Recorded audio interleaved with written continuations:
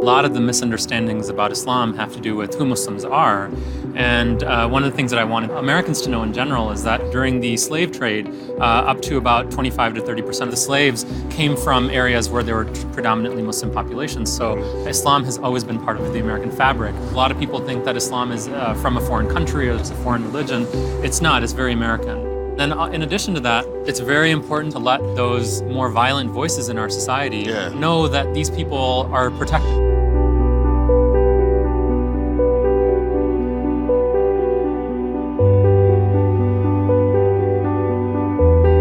Two of the victims were Yusur and Dea Barakat. Their murderer and neighbor, Craig Hicks, had even threatened the couple with a gun a week before the shooting.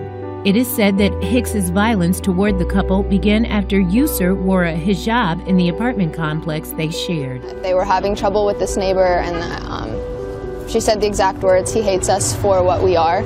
Hate crime toward American Muslims have significantly increased since the 9/11 attack. You know, it could have been any of us. It could have been my fiance who covers her hair. It could have been my mother who covers her hair. And what hurts the most is that they weren't killed for any other reasons other than the fact that they were Muslims.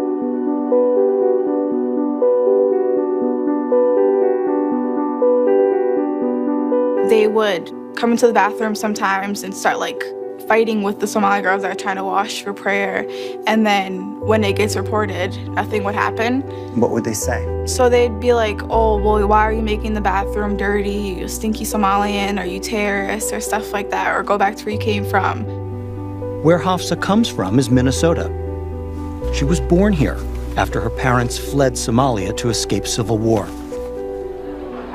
Thousands of other East African refugees have also come to St. Cloud, changing the face of this mostly white, mostly Catholic small city. There is a lot of racial prejudice in our area. At this local coffee shop, the divisions in the community were plain to see. They think they're Americans, but when our forefathers come over here, they blended in with everybody else. And these people, this is America. They should be talking English. But you walk downtown, they always talking their language. How in the hell are we supposed to get to know them if we don't know what the hell they're saying? I've not had a difficulty with the Somali community. When we talk about ourselves being American, I don't think we're very welcoming. I think that there's this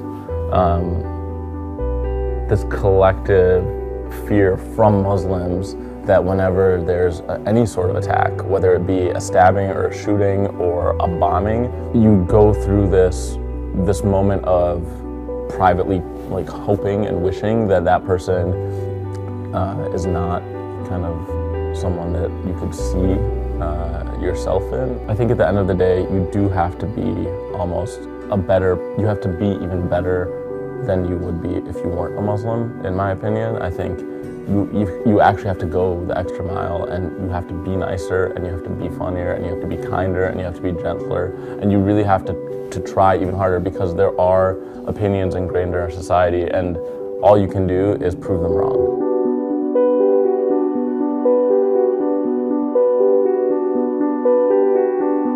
We have to not just get to know one another, we have to defend one another. And us sharing our culture, sharing our food is part of that movement. After sunset prayer, Muslims and Latinos break fast together. Between bites, conversations touch on tradition and religion, but always seem to circle back to politics. And this is probably Trump's worst nightmare, right? To have a taco truck at every mosque.